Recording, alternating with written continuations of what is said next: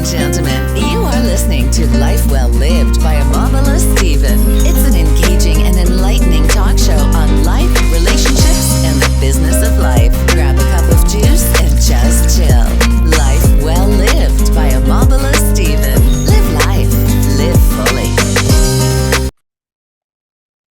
Good to have you on the show. Welcome to Live Well Lived by Omobola Stephen. I'm your host, Omobola Stephen. In this season's episodes, we will be focusing on family dynamics and parenting, mindful parenting, to lay emphasis on that, especially in this 21st century where we are having dynamic and changing parenting times.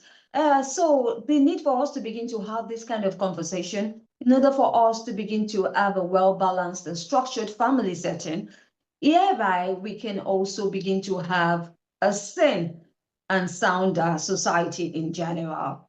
Today, I will be looking at the health and wellness aspect of parenting, and I have Jessica Setnick, who is an eating disorder specialist and also a dietitian. Thank you for joining me on the show, Jessica Setnick. Good to have you. Thanks. Happy to be here.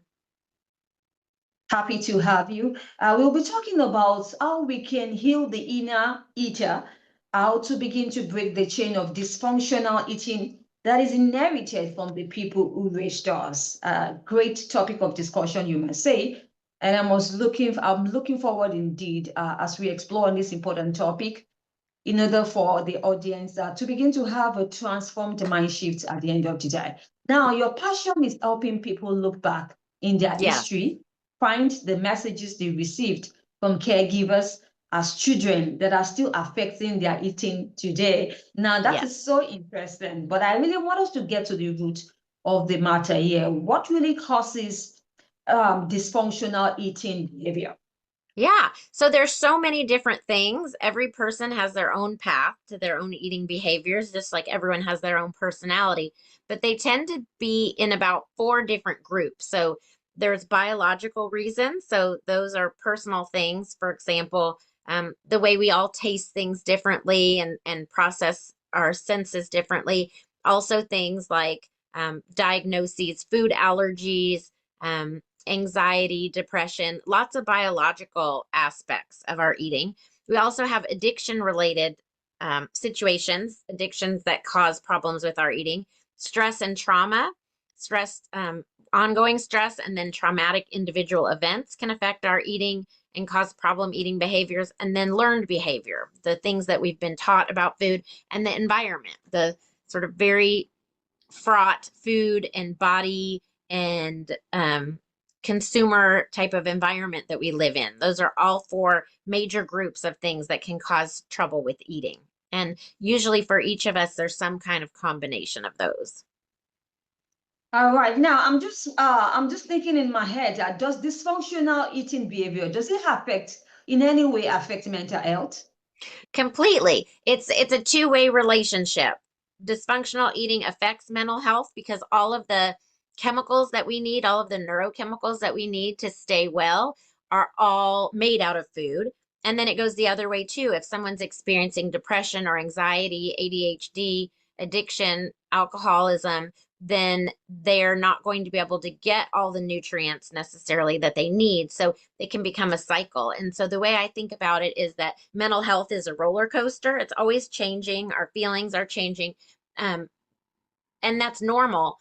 But the problem is when food gets on the roller coaster and then our food is following a dysfunctional path instead of being tied to our nutrient needs, our fueling needs, our energy level, our growth, our eating is then being controlled by either our emotions or external forces, like having enough to eat, having access to food, stress levels, the stress levels of your caregivers. And in those senses, to me, dysfunctional eating means when food and feelings are interfering, or stress and feelings, or accessibility to food, things that are not necessarily our conscious choice, but they're external things that are influencing our ability to nourish ourselves. Right. In terms of this emotional aspect, now physical and emotional problems sometimes can be, excuse me, they may not be obvious in a child, quite right, with eating disorders. Why is this so, and how can parents solve this? Is there any signs or are there any signs that we need to watch out for?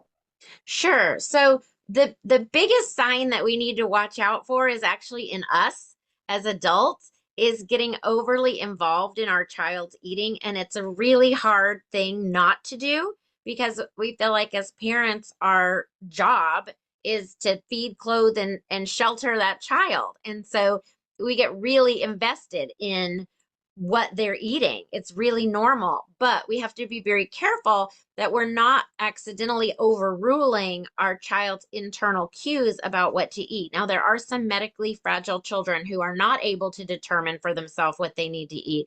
And they need a tube feeding or medical feeding of some other kind. But for the typical healthy child, that child is born with the ability to know how much they need to eat or to nurse.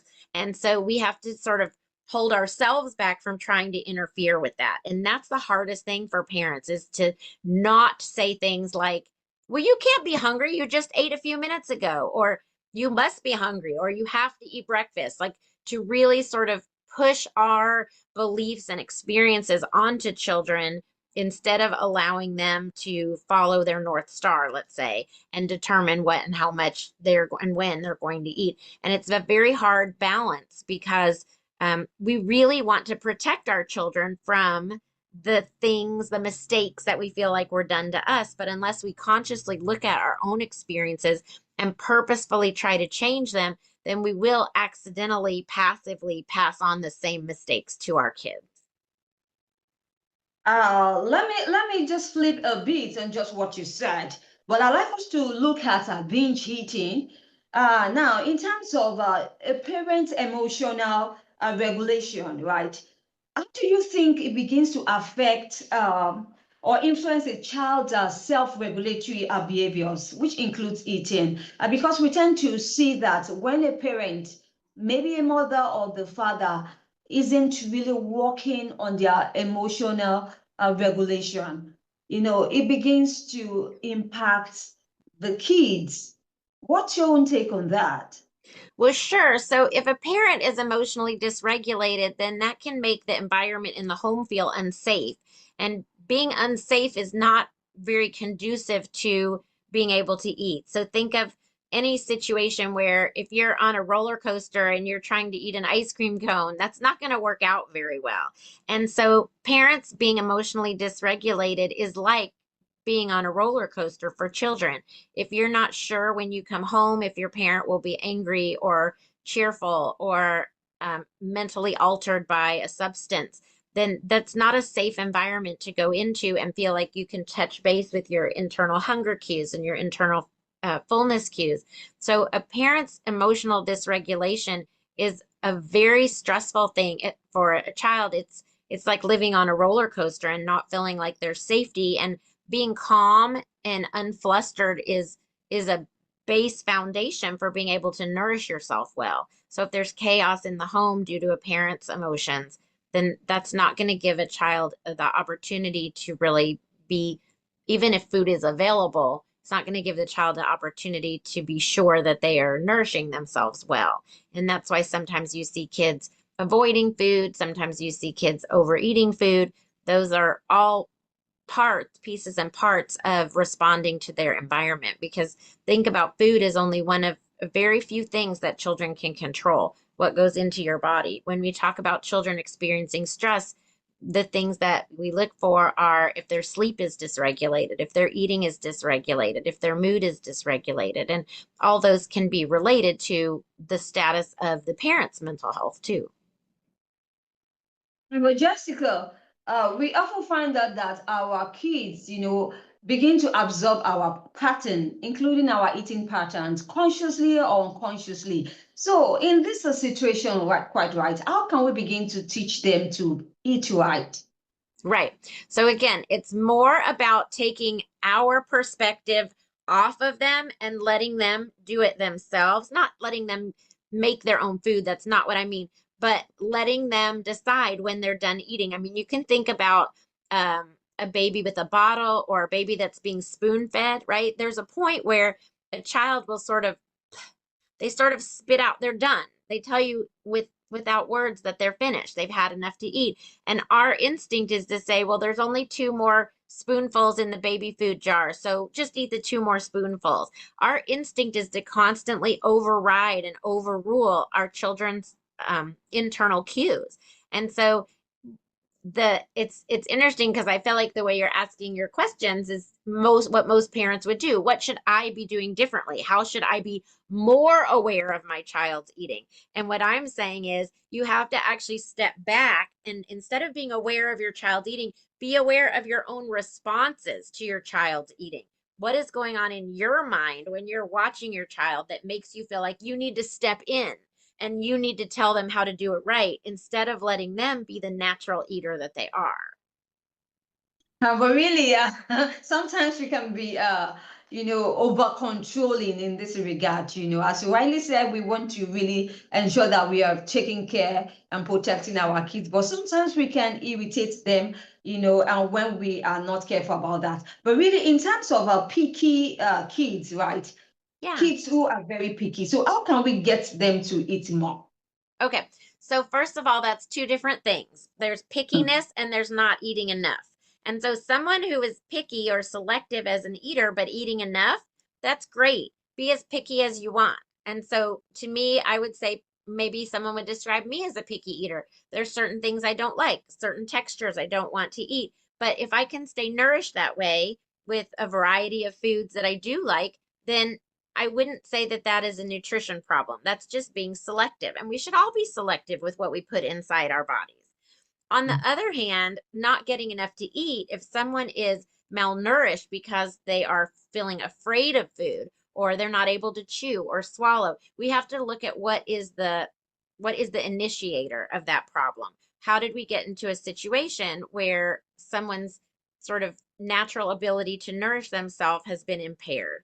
And whether that is because they are sort of, let's say, ultra picky, or whether it's because someone has said, you're too picky, and so only gives them food that they know they won't like, thinking, well, if they're hungry enough, they'll eat. That's what pediatricians used to say. If a parent said, well, my kid won't eat broccoli or whatever, they would say, well, when they're hungry enough, they'll eat it.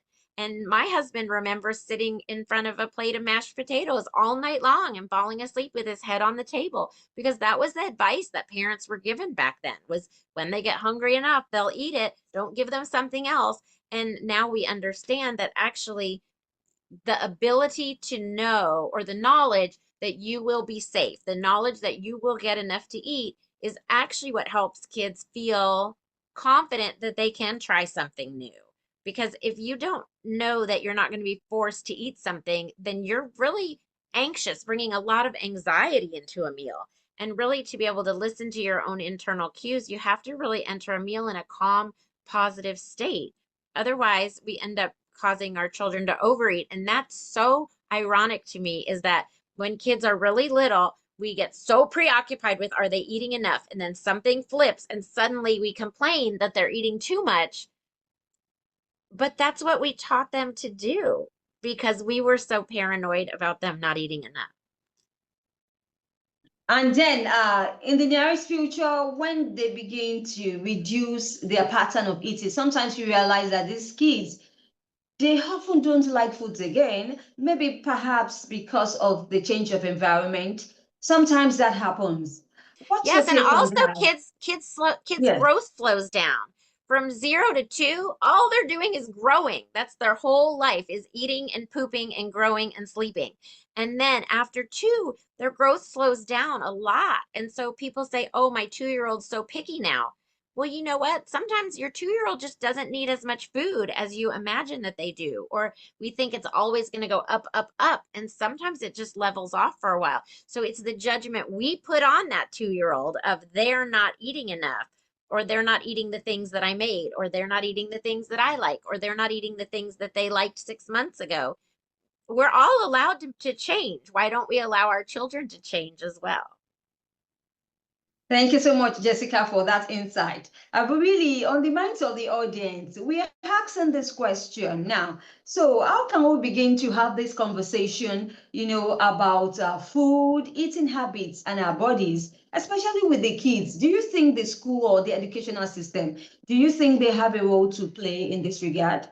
I think they can. I think they take a role and they do it wrong. No individual teacher or person is trying to do it wrong, but in general, we all have the wrong mindset in our society because we're teaching very age inappropriate things to children about food. We teach children about good foods and bad foods, healthy foods and unhealthy foods.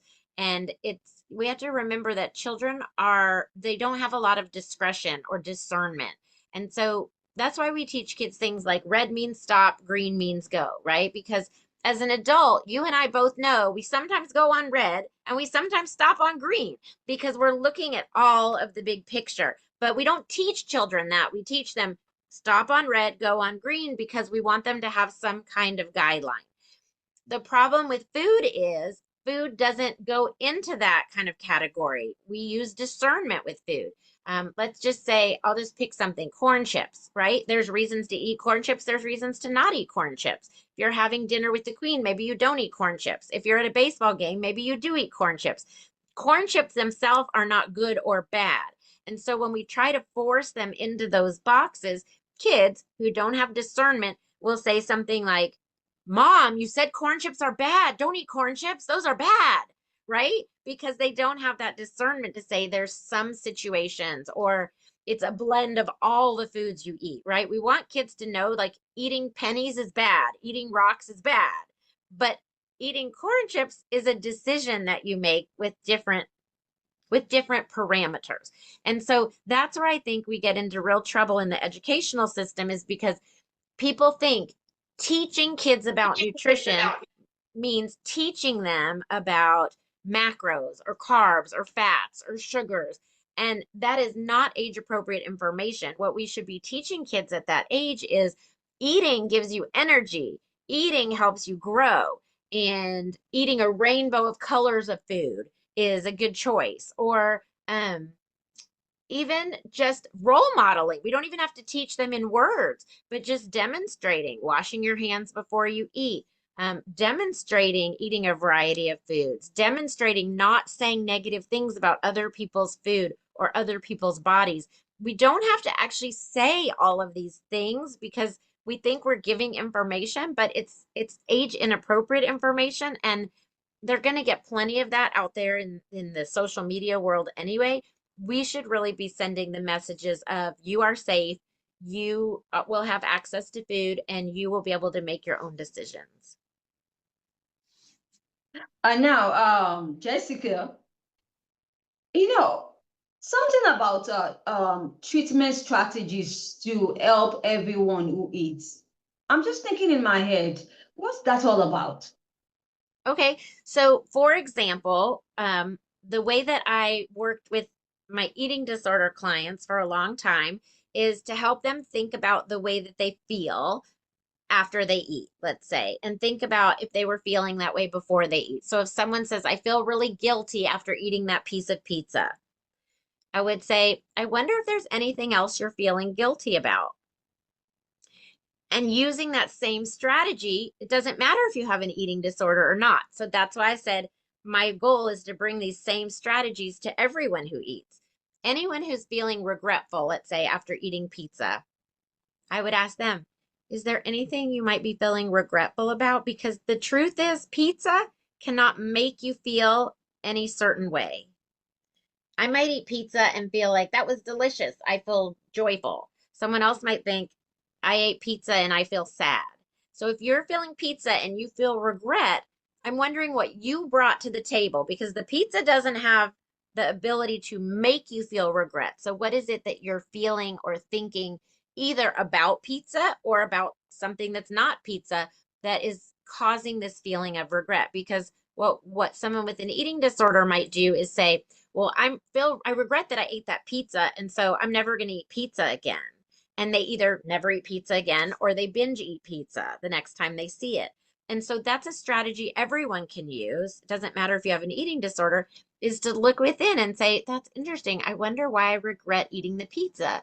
Did I know I would regret it beforehand? What does the word regret make me think of? Are there other areas in my life that I regret? And really separating the feeling of regret from the food itself and looking within and trying to figure out how I got these two things stuck together, pizza and regret. So that's what I mean. That's just one example of a strategy that is very typical to use with someone during eating disorder treatment, but it's a helpful tool for anyone who's struggling with their eating. All right. So do you think we need to begin to visit the therapist in this regard when it comes to eating disorder, right? Or dysfunctional eating behavior? Do you think I so? I Does it think have to that's get to that extent? it depends. It depends on what your resources are in your own life. So there's a saying, you can't solve a problem with the same mind that created it. So that's why people go to see a therapist or see an eating disorder dietitian, is because you need to bounce ideas off of someone else who has a different knowledge base and a different perspective. But for some people, that could be your best friend. For some people, that could be your significant other. So it's not always that it has to be a therapist. And P.S. Some therapists wouldn't know what to do with it because it's not their specialty area, or because they have their own dysfunctional relationship with food. So I wouldn't necessarily say it's a therapist, but I would say getting out of your own head and talking to someone else about it can be really helpful. There's also a lot of self-help books about nutrition. And then, for example, I did a workbook called Healing Your Inner Eater. And that's something that you can do on your own to gather some insights. And then, if you want to, take it to someone else.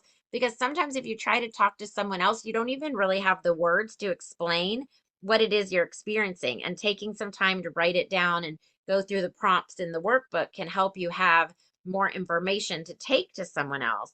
But even just writing down your thoughts on a piece of paper can help you have some perspective that it's hard to do inside your own mind. All right. And Jessica, do you have any exciting news or a project you think the audience is going to benefit from? Perhaps if you have any, this is the right time for you to share. Oh, Feel well, thank free. you. Healing Your Inner Eater, it started as a workshop, a 5-day workshop, and I haven't done the workshop in person in a long time. I do have the workbook, but I'm hoping to be able to do a live workshop. It probably won't be 5 days, but maybe a 2 or 3 day workshop in the future. And I don't know when that will be. I might do an online workshop, but if this is sounding fun or appealing or healing to anyone listening, go to healingyourinnereater.com and you can sign up to get the information when it's ready. Right. Good to know. Like to share social media handles? Well, I think you shared your website. We can have your social media handles. That's optional. Okay, great. And you know what else I'll do is I'll put on my website a discount code podcast. So anyone listening, if they want that Healing Your Inner Eater workbook, they can use the word podcast to bring the price down. Absolutely. We will definitely include that in the show notes. And thanks for your Great. thoughtfulness, Jessica. Yeah. On behalf of the audience of Live Well by Omobola Stephen and I, we sincerely wish you best of luck in all of the projects you embark upon, Jessica. We really had a great time exploring That's on this really topic. lovely. Thank you. I really enjoyed talking with you too. Absolutely. It's been Live Well by Omobola Stephen, and we had a great time talking about how we can heal the inner eater in us. Now we can begin to break the chain of dysfunctional eating that is inherited from the people who raised us. And I've been having this worthwhile conversation with Jessica Setnick, who is an eating disorder specialist and a dietitian. Such a great topic of discussion, and it was really Agreed. worthwhile having this conversation with you going forward. Wish you best of luck once again, Jessica. Thank you. Thank you very much. Absolutely. It's a pleasure and also a delight to have you. It's been Live with Olive by Omobola Stephen. If you'd like to catch up any missed episodes of the podcast, we focus on personal development and self-improvement topics. But in this season's episodes, we will be talking and focusing on parenting and family dynamics. So expect nothing but the best of Mindshift insight for professionals who are adepts in these topics. You can search online for Live Well by Omobola Stephen or any podcast distribution platforms to bump into online and to have a great time being transformed in and out with Mindshift conversations from these professionals who have the right information to share in order for you to begin to live a worthwhile and fulfilling life at the end of the day. I'm your host once again, Omobola Stephen, signing out. Thank you once again, and hope to see you soon. Yes. If you enjoyed today's episode, make sure you subscribe and leave us a review.